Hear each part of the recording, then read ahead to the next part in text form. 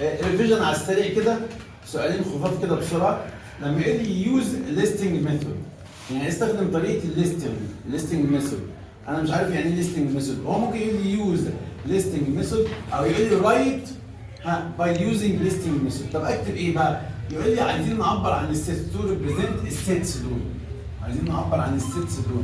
فبيقول لي السيت اوف ايه بقى؟ بص ركز في السؤال. بيقول لي السيت اوف letters of word دور، letters of word book، letters of word محمد. طب دي بنعملها ازاي؟ عادي. ايه طريقه الليستنج ميثود؟ هقول لك.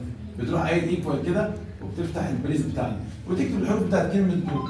تقول دي كوما او كوما ار. سامع واحد بيقول لي يا مستر في او كمان. مش بنعيدها مرتين، يبقى هما دي واو وار. طب لما لي كلمه بوك، بي واو وكي. طب قال لي كلمه سكول. على فكره انت مش بيختبرك في السبيلنج.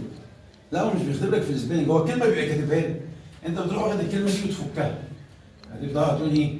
اس وسي واتش واو وال. اهم حاجه في الموضوع انك ما تكررش حرف مرتين.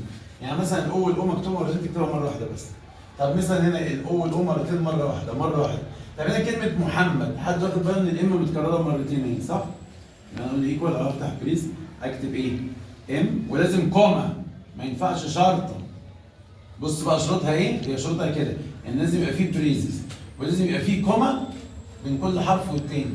ولازم ايه بقى الشرط الثالث والاهم؟ ان مفيش حرف يتكرر مرتين. طب في حاجه ثانيه مهمه، عارف ايه؟ ان الترتيب مش مهم. الترتيب مش مهم. هتقول لي يعني ايه مثلا الترتيب مش مهم؟ يعني واحد مثلا كتب كلمه دول كتبها دي واو وار صح. فواحد كتبها ار واو ودي. فواحد كتبها او ودي المهم انك تكتب الثلاث حروف بتوعه. هترتب مش هترتب خلاص براحتك، مش بنحاسب على الترتيب. يعني لو كانوا مترتبين متلفين مفيش مشكله، بس المهم انك ما تنساش حرف. طب انا من رايي بقى ايه؟ طالما انت مش هتنسى حرف طب تكتبهم مترتبين وخلاص.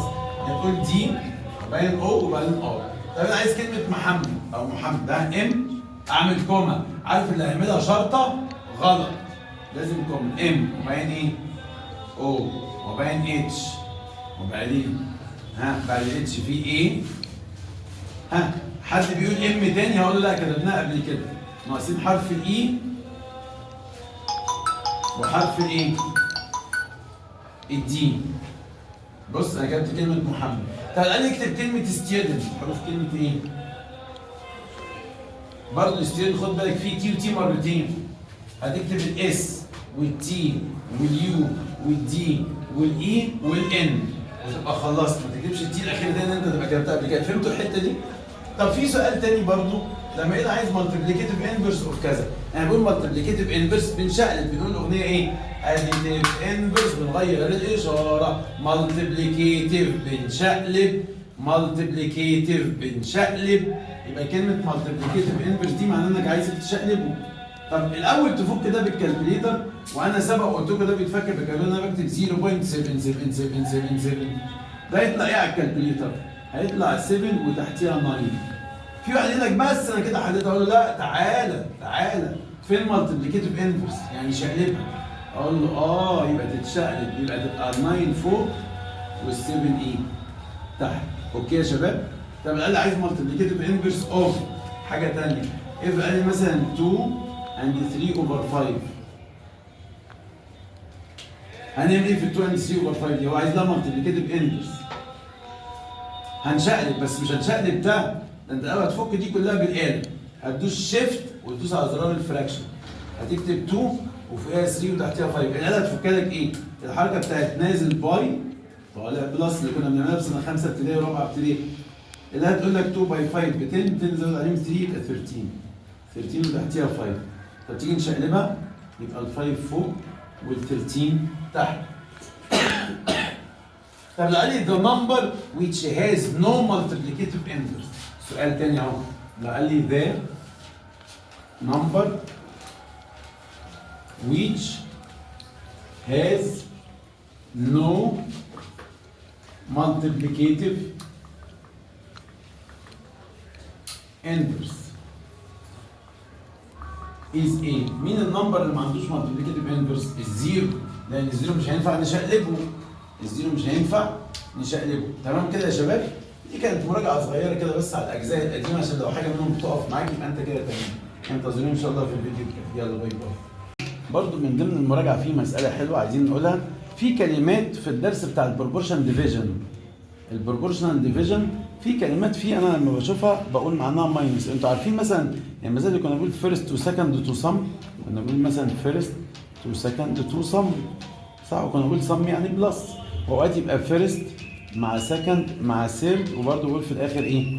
سم، اللي هو الدرس اللي كان فيه مساله الميراث ده اسمه البروبورشن ديفيجن. طب في نقطه فيه مهمه جدا خد بالك منها، يعني في كلمات لما بشوفها في المساله معناها ماينس، كلمات معناها ماينس اللي كلمه انكريس او ديكريس او اكسيد او ديفرنس او مور ذان او ليس ذان، الكلمات دي كلها معناها ماينس. انكريس او اكسيد، انكريس او ديكريس او اكسيد او ديفرنس نفسها او مور ذان او ليس ذان. طب بعمل ايه؟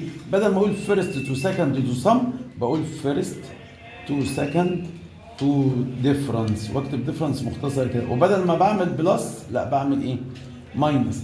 طب يا جماعه احنا عارفين حتى لو هو اداني تراينجل كده وجاب لي فيه سيره برميتر، طب ما البرميتر معناها ايه؟ صم وبقول بلس برضه. يعني مثلا لو اداني تراينجل واداني فيه، انتوا شفتوا اهو نعمل دي بس كده لقطه كده، دي كلمات معناها ماينس، بقول فيرست تو سكند تو ديفرنس او فيرست تو سكند تو ثيرد تو ديفرنس. لما بشوف دول بكتب الكلمه دي. بصوا هما كام كلمه؟ 6 كلمات تحفظهم معناهم ايه؟ معناهم ماينس ومعناهم ديفرنس، انكريس او ديكريس او اكسيد او ديفرنس او مور ذان او ليس ذان. طب انا لو جات لي مساله بصوا لو جات لي مساله كده وبيتكلم عن حاجه اسمها البرميتر اوف تراينجل، عارفين دي بنعمل ايه؟ هو بيديني في تراينجل كام سايد؟ 3 سايدز، فانا بسميهم فيرست تو سكند تو ثيرد وبقول تو سم وسم بلس، يبقى معنى كان البريمتر بتاع الترينجل يعني معناه بلس، وبتحط هنا بقى الريشيو ده مثلا يقول لك 3 تو 2 مثلا تو 7، وبعدين تقول سم بقى تجيب السم دول 3 بلس 2 يديني 5، 5 بلس 7 يديني 12، وتحط بقى تحت ال 12 دي ايه؟ البارامتر الحقيقي بتاع الترينجل اللي هو يكون بالدياجرام. مثلا يقول لك البارامتر بتاع الترينجل مثلا 36، وبعدين تعمل انزل واطلع انزل واطلع انزل عشان تجيب كل سايد فيهم بكام. يعني المهم ان كلمه يعني اجيب الفيرست ازاي؟ السكند ازاي؟ الثيرد ازاي؟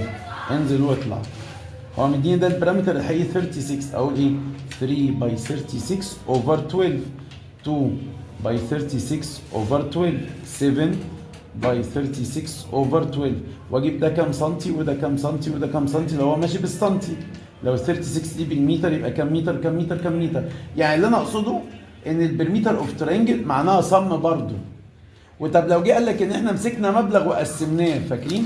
يعني مثلا قال لي ديفايدد او ديفايد مثلا 180 جنيه، حليناها قبل كده المساله دي، وكان بيقول لي امونج مش عارف 2 بيرسونز او 3 بيرسونز، كنا عملنا ايه؟ فيرست تو سكند وقلنا في الاخر تو كلمه ايه؟ صم، وصم يعني بلس. هجمع دول واحطهم هنا، كان قال لي الفريش مش عارف 5 تو 3 او حاجه زي كده مش متذكر يعني، او 5 تو 4، كان بيقول تقريبا 5 تو 4. فقلنا هنا الصم بتاعهم 9 واحط تحت ال 9 المبلغ الحقيقي 180. ايه ده؟ يبقى انت اعتبرت ان المبلغ ده اللي اتقسم برضه يعتبر ايه؟ صم، صح؟ طيب يا مستر انا بحس ان المسائل كلها صم، حتى في مساله الميراث اخر خطوه فيها بنكتب الاولاد صن صن صن دوتر دوتر دوتر وبنقول في الاخر ايه؟ صم. ما تعرضناش لفكره الديفرنس دي خالص يا جماعه. بصوا بقى معايا كده، فهنا بقى انا بعلمك حاجه جديده، ان اي كلمه من الست كلمات دول دي كلمات معناها ديفرنس، معناها ماينس، انكريس او ديكريس او اكسيد او ديفرنس او مور ذان او ليس ذان. هتقول لي مستر عايزين مساله عليها، هقول لك حاضر، خلي الكراسه دي جنبينا وهي مساله بيقول لي بيس اوف لاند يعني حته ارض، ديفايدد. طب يعني يا مستر استنى انت قلت لنا ديفايد قبل كده يعني معناها صم، بس ما تستعجلش، هي ديفايد معناها صم بس انا ما تستعجلش. ليه بقى؟ لانه بيقول لي بيس اوف لاند divided between يعني حته ارض قسمت between two persons in the ratio كذا، يبقى دي الريشيو اهي. بس بيقول لك ايه هنا؟ بيقول لك if the share of the second exceed. شايف انا عامل برواز عليها بالاحمر اهو، وقال لي يا مستر استنى دي اكسيد هنا اهي. طب يا مستر كده امشي على اساس ان كلمه ديفايد يعني صم ولا اساس اكسيد؟ لا طبعا على اكسيد. اكسيد يعني يزيد، اكسيد يعني يزيد. فبيقول لك ان التاني نصيب التاني بيزيد عن نصيب الاولاني ب 80 سكوير متر. يا جماعه يبقى معنى كده ان ال 80 دي مش حته الارض كلها. هل معنى كده انما هنا بصوا هنا المساله دي لما كان بيقول لي ديفايد 180 يعني بيقول لي قسم ال 180 جنيه عليهم كله، فال 180 جنيه دي الصم المبلغ كله. انما هنا ال 80 دي يا جماعه مش الارض كلها، ده بيقول ال 80 دي بعد ما وزعنا كل واحد نصيبه طلع ذا شير اوف ذا سكند يعني نصيب التاني بيزيد. اكسيد يعني يزيد، بيزيد عن نصيب الاولاني، التاني بيزيد عن الاولاني ب 80 سكوير متر، يعني ده الزياده انما ده مش الارض كلها. يعني مثلا الاولاني خد 20 التاني خد 100، خدت بالك؟ يبقى بيزيد عن بعض كام؟ لما واحد ياخد 20 والتاني ياخد 100 يبقى كده بيزيدوا عن بعض ب 80. طب واحد خد 100 التاني خد 180 يبقى بيزيدوا ب 80، الفرق بينهم 80. انما ال 80 دي مش الارض كلها. طب انت تمشي على كلمه اكسيد. طب يا مستر اكسيد يعني ايه؟ اكسيد يعني تقول فيرست تو سكند تو ديفرنس. ديفرنس اللي هي الكلمه دي هناخد الكلمه دي منهم. تمام؟ يبقى انا بص لما اجي احل اقول اهو، اقول فيرست تو سكند تو ايه بقى؟ مش هقول صم هنا. ليه بقى؟ لان انا شفت كلمه من السته دول، اي كلمه من السته تشوفهم تقول ديفرنس. طب مستر انا شفت كلمه اكسيد اقول تو اكسيد؟ لا. طب انا شفت كلمه انكريز اقول تو انكريز؟ لا. طب انا شفت كلمه مور ذان اقول تو مور ذان؟ لا يا بابا. تو ليس ذان؟ لا. كل دول بينوب عنهم كلمه واحده اللي هي كلمه ديفرنس، وديفرنس معناها ماينس. طب يلا نحل. احط نقطتين نقطتين. هو بيقول ريشيو 5 to 7 يبقى احط هنا 5 وهنا 7 والديفرنس هماينسهم. في ده مثلا طب اعمل 5 ماينس 7 ولا 7 ماينس 5؟ لا الكبير هو اللي ماينس الصغير، مالكش دعوه بالترتيب. يعني تعمل 7 هي الماينس 5. 7 ماينس 5 يديني 2. نقطتين نقطتين هنا شرطه شرطه. ده الديفرنس المزيف. حط تحتيه بقى الديفرنس الحقيقي اللي هو 80. وعلى فكره دي كلمه سكوير متر يعني متر وعليها 2. طب اجر خط كده انا عايز اعرف الفيرست كام والسكند كام. انزل واطلع انزل واطلع. يعني اقول ايه؟ 5 باي 80 اوفر 2 7 باي 80 اوفر 2. ها هنحسب دي بالكالكوليتر تطلع دي 200 بس اكتب جنبيها متر سكوير. ها احسب دي بالكالكوليتر تطلع 280 متر سكوير. حد ملاحظ حاجه؟ اعرف ازاي ان مسالتي صح؟ ان الاولاني خد 200 متر التاني خد 280 متر. ها اصبح التاني بيزيد عن الاولاني ب 80 متر. ما ده خد 200 وده 280 يبقى الجمله صح اهو. ان ذا شير اوف ذا سكند اكسيد يعني بيزيد عن ذا فيرست يعني بيزيد. شير يعني نصيب السكند اللي هو التاني بيزيد عن نصيب الاولاني ب 80 سكوير متر فعلا. طيب افرض انا قلت لك هات لي الارض كلها قد ايه؟ افرض قلت لك هات الاريا بتاعت اللاند كلها. عارف الاريا ايه؟ مش ده نصيب الاولاني خد 200 متر سكوير وده خد 280. هنعمل هنقول ال 200 نجمعها مع ال 280 يطلع الارض كلها 480 متر سكوير. يبقى دي الاريا المساحه بتاعت الارض كلها لو هو طلبها. كده احنا عاملين مراجعه حلوه اهي كويسه. حاول تذاكر كويس. يلا باي باي يا سنة.